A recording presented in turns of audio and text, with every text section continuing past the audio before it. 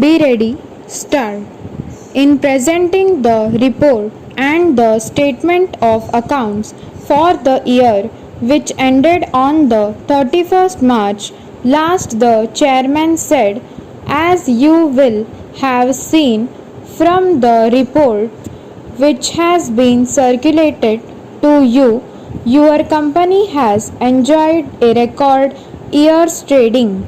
It is particularly satisfactory to be able to state that all of our departments have contributed towards this happy result. Our sales have gone ahead well and our manufacturing efficiency has reached a very high level. It is very gratifying to note that our expense ratio has fallen. This is a very creditable performance when it is remembered that costs are still continuing to rise. The drop in the expense ratio is due to good planning and to an efficiency drive throughout all our branches. In fact, our position is so good in this respect that I can sum it up by saying that we have achieved a sales increase of more than 6 million rupees without any increase in the staff employee. That fully explains the increase in our profit figure for the year under review. Para.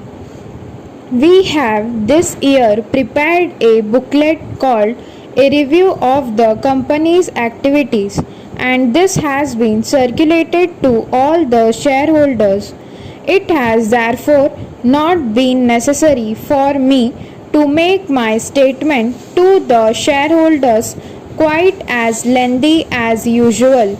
If you have not read this booklet already, I ask you to do so, as I am sure you will find it a most absorbing summary of the work of this great organization. Para. Our total sales at home and abroad amounted to nearly 90 million rupees. This figure represents an increase of 8% over last year and is a truly magnificent achievement. The figure of profit before providing for taxation amounts to 7.5 million rupees. This is an increase of 49% over last year's figure and is a remarkable increase to achieve in the course of 1 year. As indicated in the financial section of A Review of the Companies Act, the profit gain on the capital employed by the company amounted to almost 15%. This figure reflects the benefit of substantial capital expenditure over a long period of years and is not, in the circumstances, unreasonable. There has been a continued rise in property values and many of our freeholds are still undervalued.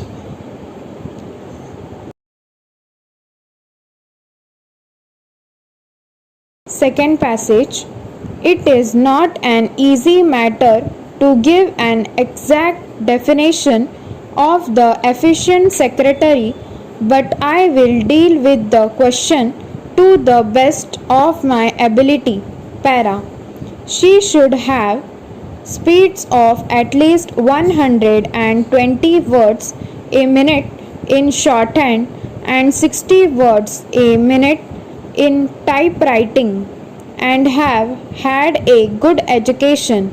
The ability to use the English language correctly is a valuable asset.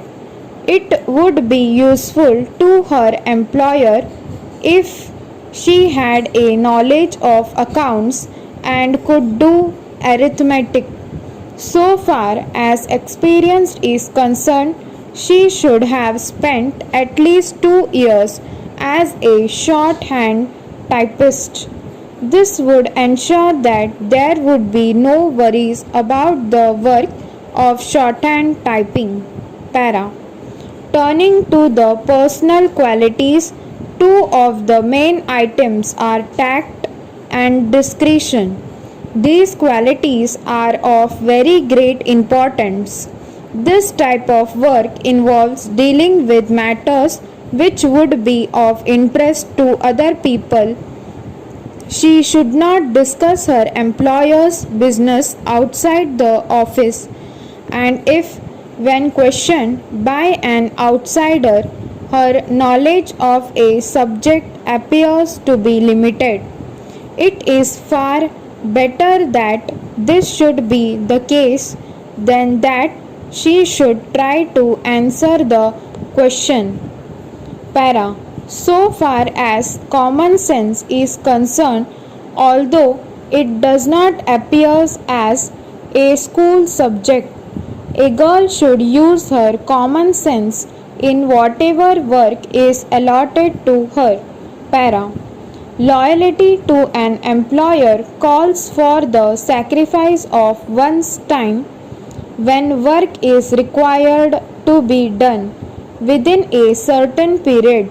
The shorthand typist could leave a better over until the following day if the day's time had run out, but the trained person knows the importance of her work and shows her loyalty by finishing it when required.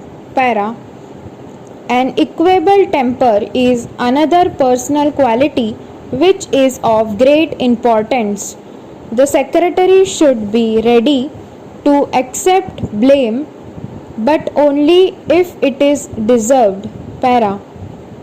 It is essential that she should be punctual, and this quality is of very great importance throughout our life. In whatever we may be doing, if every employee decided to be 10 minutes late each day, production would be cut to such an extent that some of the large firms would lose thousands of rupees per annum. Para. The private secretary should be able to do much of the work usually done by her employer. He wishes to delegate some of his routine work to her